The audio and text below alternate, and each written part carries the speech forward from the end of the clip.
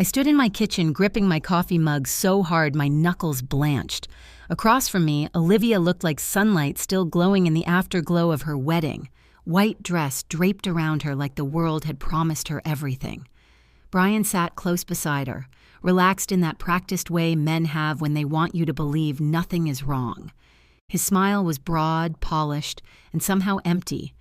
He slid a thick envelope across the table. I didn't touch it. I didn't even lean forward. "This is just something we thought would make things easier in the long run," Brian said, voice smooth as oil. "Legal stuff. Asset alignment, future planning." Olivia nodded quickly, eager and bright. "It's just a formality, Mom. Brian's amazing with finances. We're setting up a trust for when we have kids. You understand, right?" My stomach tightened. The envelope was heavy yellow legal paper, notarized stamps clipped together with too much confidence. My name was typed on the front like I'd already agreed to whatever lived inside it. "Just take a look when you can," Brian added, standing and clearing his plate as if he hadn't just tipped my entire life off its axis. "We're leaving for the honeymoon tomorrow. This will save time later." I said nothing. I watched them leave. I waited until the front door closed and the sound of their footsteps disappeared down the walkway. Only then did I open it. My hands shook as the pages fell out. Black ink, clean formatting, the kind of document that pretends it's harmless because it's spelled correctly. A financial agreement drafted as if I'd already consented to allocate part of my assets into a family trust, one conveniently managed by Brian. The word managed sat on the page like a smirk. He had no idea what he was reaching for. Nobody did. Olivia didn't even know. When my husband died, I inherited $7 million. I hadn't told anyone. Not Olivia, not friends, not the lawyers who handled the funeral paperwork. I set it aside quietly in a private holding account under a name Olivia had never heard. The kind of financial shadow you build when you learn too early that grief attracts predators. And now, one had married my daughter. I stared at Brian's paperwork, my pulse steadying into something colder than fear. I'd seen men like him before, users in expensive suits, speaking in gentle voices while their hands roamed for the nearest weak point. This wasn't about kids someday. This was about access, control, a long game that starts with love and ends with signatures. I didn't plan to refuse the contract outright. Not yet. I planned to test him. 3 days from now, I'd set a trap he wouldn't see coming. A fake transfer. A breadcrumb trail dressed up as inheritance. If he tried to pull money he thought was newly available, I'd have every move recorded. Timestamps, devices, attempts, lies. I was still mapping the pieces in my head when a knock hit the door. It was 9 a.m. When I opened it, it wasn't Brian. It was his lawyer, young, sharp, and already holding another contract, like this was the most normal thing in the world. On the cover, in bold letters, it read, "Emergency Addendum," and right beneath that, Olivia's signature. The sight of that lawyer on my porch hit me like a slap I couldn't return. He looked late 20s at most, suit pressed too perfectly, hair too neatly combed, someone who had learned to mimic authority before he'd earned it. A briefcase hung from his hand. The other was already extended, palm open, expecting cooperation. "Mrs. Harmon?" he asked. I nodded once, keeping my body braced in the doorway like a barricade. "My name is Carter Wells," he said. "I'm here representing Brian Hastings and Olivia Hastings regarding an urgent financial arrangement." "My daughter's name is Olivia Harmon," I replied, voice flat. She didn't change it. A blink, just a flicker of surprise, then he recovered with a smile that looked borrowed. "Of course. My mistake. May I come in? This won't take long." Every instinct told me to shut the door, but curiosity can be sharper than fear, and I needed to know how far Brian had pushed his story. I stepped aside. He walked in as though he belonged there, as though my home was just another line item. He set the briefcase on the dining table, the same table where Olivia used to spread homework papers, tongue poking out in concentration. Carter clicked the latches and pulled out glossy documents like he was unveiling a product. "This contract," he began, sliding the pages forward, "is what we're calling a precautionary measure. Brian and Olivia have decided to combine their financial futures. Naturally, this includes any immediate family holdings that could benefit the trust. I didn't sit. I folded my arms and watched him talk. Olivia signed yesterday morning, he continued, tone casual. Brian asked that you add your signature before the end of the week, so it's all cleared before their return. Before they get back, I echoed, tasting the arrogance in it. Yes, ma'am.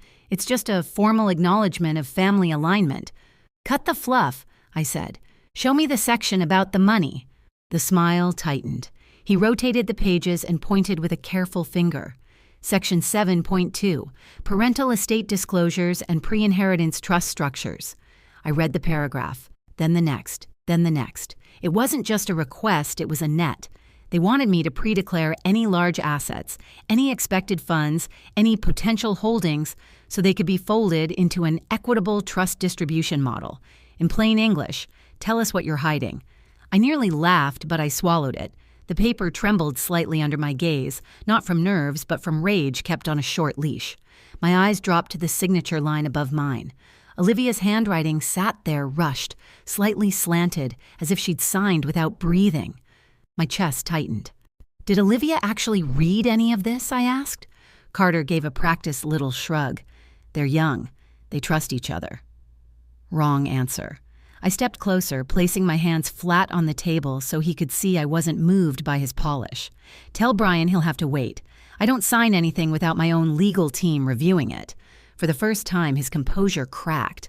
I understand. When should they expect your response? You'll have it, I said, when I decide to give it.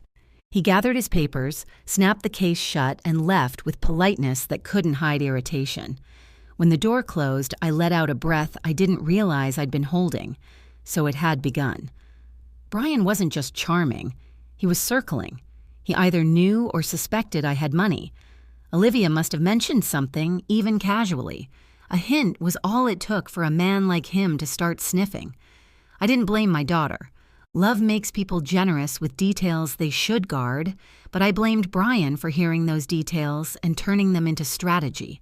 And as I stood alone in the quiet kitchen, I understood something with a clarity that made my skin go cold. This wasn't about family. This was a play, and I was done letting anyone else write the script. That afternoon, I called my attorney, Greg, and didn't bother with pleasantries. Something's off, I told him. They're pushing paperwork too early. My daughter got married 2 days ago, and now there's an emergency addendum asking for parental estate disclosures. Greg went quiet in the way he always did when he was paying full attention. You want me to review it? No, I said. I want you to write a decoy. A beat of silence. A decoy. I want a legal-looking disclosure stating I inherited only $240,000, I continued. Make it feel real tax language, tidy totals, a small account trail, legitimate enough to be believed, unimpressive enough to disappoint. And the real money? He asked. Locked down. Already is. He exhaled slowly. You always were a step ahead, Claire. I had to be, I said. You remember what my husband's brother tried after the funeral? Greg gave a dry, humorless laugh. Hard to forget. By the end of the week, Greg sent me a neat packet, a false inheritance summary, a modest account number, and a paper trail that looked just accessible enough to tempt someone who thought he was clever. I left the decoy files on my desk in plain view, the way you leave bait where a cat will find it. Casual, careless, and I waited. 2 days passed, then 3. On the 3rd day, my bank called. We flagged an attempt to access one of your older joint accounts, the banker said carefully. It's dormant, small balance, less than $5,000. But the login attempt used your maiden name. My throat went tight. My maiden name? Yes, she confirmed. We blocked it. The device didn't match your history. Only 2 people knew that account existed. My late husband and Olivia, which meant one of 2 things was true. Olivia had told Brian something she didn't understand mattered, or Brian had dug, guessed, and kept digging until he hit bone. Either way, he was digging. That night, I sat in my study with 2 documents in my hands, Brian's contract in one and Greg's decoy in the other. The room was quiet, but my mind was loud with math and motive. No more waiting, no more gentle tests. I was going to confront him, but not with anger, not with accusations he could twist into a story about the paranoid widow. I'd meet him with warmth. The next morning, I called Olivia and made my voice soft, motherly, safe. "Sweetheart, when are you two back from the honeymoon?" She sounded surprised.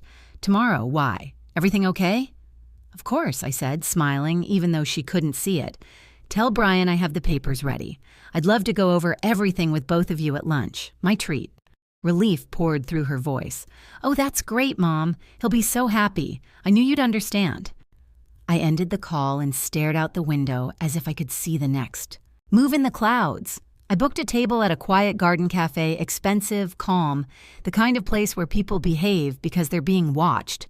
I arranged for a notary. I set up a hidden camera, and I asked Greg to come not as a lawyer, but as an unthreatening friend. No briefcase, no legal tone, just eyes and ears. Then Olivia's message came through. 2 lines, simple, devastating. "Mom, we need to talk first. Please don't be mad. Brian said you threatened him." My heart went still.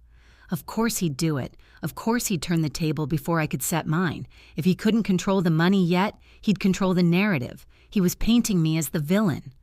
And if Olivia believed him even for a second, my trap wouldn't catch a thief. It would catch a husband and lose me my daughter. I read Olivia's message until the words felt bruised. Brian said you threatened him. 2 sentences, and suddenly I wasn't the mother protecting her child. I was the problem in their marriage. That was the trick. Brian didn't need to win in court. He only needed Olivia to doubt me long enough for him to keep digging. I didn't reply right away. I called Greg. "They're twisting it," I said. "I figured they would," he answered, calm as stone. "You still want to do lunch?" "Yes," I said, "but we go in soft. You're not my attorney. You're a friend, insurance. Quiet, just watch. Record." He understood instantly. No briefcase, no threats, just facts. The next day, I chose the cafe with roses and koi ponds, a place Olivia used to beg for when she was small because the fish made her laugh. Brian arrived in a powder blue suit, smiling like a salesman who'd already shaken your hand and pocketed your wallet. Olivia walked beside him, but her eyes were careful, uncertain, like she didn't know which version of me she'd find. I stood, kissed her cheek, and greeted Brian with a smile I'd perfected at decades of charity dinners, warm enough to disarm, controlled enough to hide the blade. "You look beautiful," I told Olivia. She softened a fraction.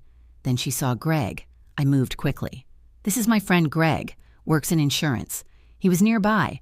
Greg nodded politely. Brian didn't flinch. He shook Greg's hand like he was collecting names. We ordered, small talk, wedding stories. Brian performed charm as if it were a job. Then, right on schedule, he set his fork down and leaned forward, face turning sincere. "Claire, I want to clear the air," he said. "I never meant to pressure you. I just thought we could build something smart together as a family. When Olivia told me you'd been handling the estate alone, I felt protective." I raised an eyebrow. "Protective? Of Olivia," he said smoothly, "and her future, and by extension, yours." I nodded slowly, as if moved. "That's very kind." Brian reached into his jacket and produced the folder again, placing it on the table like a peace offering. I brought the paperwork just in case.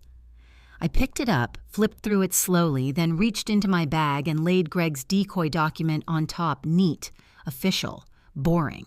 "This is my inheritance disclosure," I said gently.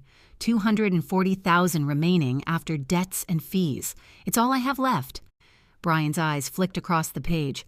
He didn't touch it, but I saw the calculation flash behind his smile. Too small, not worth the effort, not worth the risks he'd already taken. Olivia leaned in, confused. "Wait, that's all?" I met her gaze. "Your father had more debt than I told you. I didn't want to burden you." Her face fell, grief and guilt tangling. "But you seemed okay." "I managed," I said softly. "I cut back, sold what I could." Brian's smile thinned. "I see," he murmured. Then I added the final hook. "After this lunch, I'm closing the account and rolling it into an annuity, just enough to last me." Brian stood abruptly. "Restroom," he said, laughing too lightly, and walked away. The moment he was gone, Olivia whispered, "Mom, did you threaten him?" "No," I said. I told his lawyer I wouldn't sign anything without review. If that scared him, that's not my fault." She looked down, torn between love and alarm. When Brian returned, he was calm in a way that didn't reach his eyes. He slipped the folder away and said, "You're right, I rushed. We'll build trust the old-fashioned way." We ended with polite hugs and stiff smiles. But 2 nights later, my banker called again. There was a withdrawal request for $240,000, she said, from an unfamiliar device, logged in through an old profile. My skin went cold. He'd believed the decoy and tried to take it. The money was fake. The attempt was real. And the worst part wasn't what he tried to steal from me. It was what he'd already gained from Olivia. Her passwords, her access, her trust. I stared at my dark kitchen and understood with brutal clarity that this wasn't a gold digger anymore. It was a thief sleeping beside my daughter, and now I had to choose the next move, one that saved her, even if she hated me for it.